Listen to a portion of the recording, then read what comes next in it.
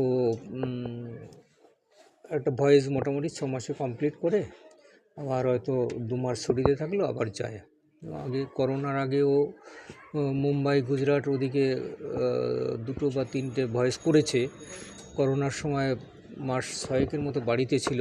তারপরে এই ITT shipping Kolkata, এটা হচ্ছে 4 নম্বর ফেয়ারলি প্লেস, ফার্স্ট ফ্লোরে ওদের অফিস। যেভাবে হোক না কেন যোগাযোগ তো করে ওখানে এইটা বোধহয় ফার্স্ট, সেকেন্ড, থার্ড ভয়েস চলছে বোধহয়। এটা জুন মাস থেকে ভয়েসটা শুরু হয়েছে। June, July, August, September, October, November, December ও ফিরবে। ফেব্রুয়ারির 13 তারিখে ওর বিয়ে। সমস্ত কিছু অ্যাডভান্স হয়ে গেছে। এই পরিস্থিতি, তার ভিতর ওদের শিপটা 24 তারিখ খিদিরপুর থেকে